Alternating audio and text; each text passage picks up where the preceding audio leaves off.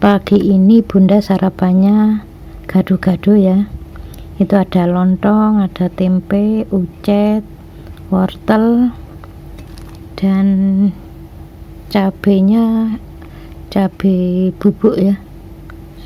Dan minumnya jamu kunyit. Mari sarapan ya. Allahumma barik lana fima rozaqtana wa qina adzabannar. Bismillahirrahmanirrahim. Ini Bunda berada di pojokan Hotel Ratu Bording Malang. Ini Jalan Panjaitan ya. Jadi jam 6:15 itu Jalan Panjaitan itu seperti ini ya kondisinya. Nah itu. Kalau di atasnya jam 6 itu mulai ramai. Sekarang ini jam 6:15. Jadi sangat ramai ya. Ini karena kebarengan dengan anak sekolah dan PNS mulai berangkat. Ini ada pertanyaan, kalau pilek itu keluar lendir dari hidung, ada yang encer, ada yang mengental. Kalau dari sisi akhlak apakah yang harus diperbaiki dan apa bedanya lendir yang encer dan lendir yang mengental? Kalau dari sisi akhlak, hidung itu berhubungan dengan lingkungan dekat. Lingkungan dekat itu ya bisa lingkungan di keluarga atau lingkungan di kantor. Ya, kenapa kok berhubungan dengan lingkungan dekat? Ya, hidung itu kan untuk menarik udara di sekitar kita ya. Jadi kalau sampai pileknya itu keluar lendir dari hidung, berarti di dalam itu panas. Panas seperti mesin mobil ya. Jadi mobil itu kan ada air radiatornya ya. Ya tujuannya kan untuk meredam panas mesin kan gitu. Jadi sebenarnya secara harfiah, secara fisik. Jadi secara fisik Allah itu punya radiatornya. Jadi kalau ada di daerah situ panas, keluarlah lendir dan itu dikatakan pilek. Dan pilek itu akhirnya ya jadi penyakit ya. Jadi orang yang sering pilek itu biasanya berhubungan dengan lingkungan dekat. Jadi mata ini untuk melihat, setelah melihat dia mikir, terus kok nggak cocok, akhirnya muncul jengkel, ya ngomel, jengkel, ngomel. Ya biasanya orang yang seperti ini hobinya pilek. Jadi kalau yang encer itu lebih panas, kalau yang mengental itu dia mengunci di situ ya, tapi dia panasnya enggak terlalu panas ya. Jadi panasnya itu dikit-dikit, makanya dia hanya mengunci, makanya jadi mengental. Jadi kalau yang encer itu ya panasnya kuat, terus hobinya itu memang ngomel.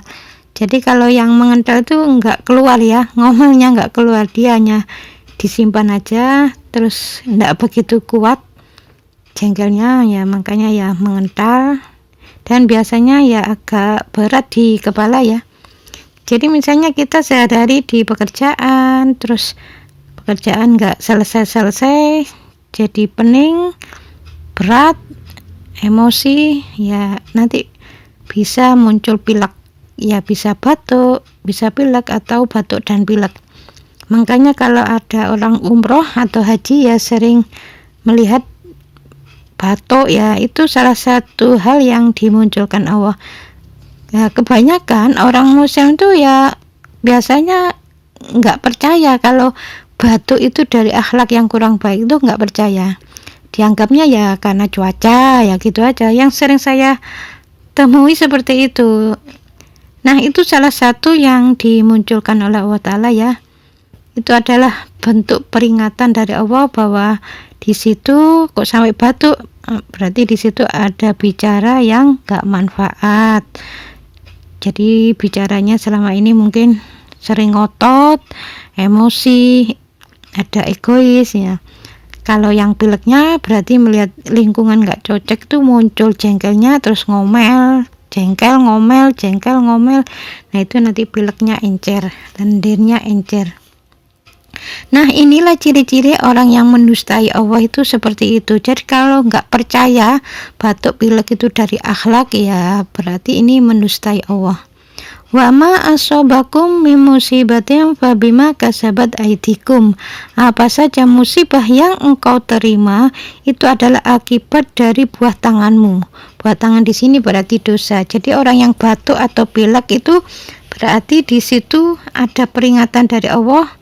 Ada dosa yang belum dimohonkan ampun, ada dosa yang terus-menerus dilakukan dan belum dimohonkan ampun pada Allah, belum bertobat. Makanya diberi peringatan dengan batuk atau pilek atau batuk dan pilek. Jadi orang yang diberi sakit itu ya harusnya bersyukur ya. Harus bersyukur, alhamdulillah, karena kalau tidak diberitahu ya jadi nggak tahu, akhirnya nggak mohon ampun kan gitu. Jadi ya harus disyukuri, alhamdulillah. Setelah itu lanjut mohon ampun pada Allah di titik kesalahannya dan berjanji nggak mengulangi. Kalau misalnya batuk, oh batukku karena selama ini sering ngomong nggak manfaat, ya diganti. Jadi kalau ngomong yang manfaat saja. Manfaat itu kan ada manfaat dunia, ada manfaat akhirat. Ya seperti orang hibah itu kan nggak manfaat. Manfaat dunia nggak ada, manfaat akhirat nggak ada. Jadi orang yang hibah itu rata-rata ya biasanya sering batuk. Terus kalau pileknya itu disebabkan kalau melihat lingkungan nggak cocok itu muncul jengkel, akhirnya ngomel, jengkel, ngomel. Nah itu bisa pilek, ya diganti. Kalau melihat lingkungan nggak cocok, ya nggak jengkel, nggak ngomel. Wasta'inu bisobri wassalam. Mintalah pertolongan pada Allah dan dengan sabar dan sholat. Mintalah kamu pertolongan pada Allah dengan sabar dan sholat. Jadi sabar itu sebenarnya bukan diam. Jadi selama ini ada sebagian orang mengatakan sabar itu diam, nggak marah. Jadi sabar itu harus diselesaikan dengan cara-cara islami. Itu sabar, dicari apa kekurangannya, apa kesalahannya. Oh selama ini kalau misalnya batuk, ya berarti kekurangannya di hadapan Allah selama ini banyak bicaranya yang nggak manfaat menurut Allah. Ya akhirnya ya diganti, harus yang manfaat saja.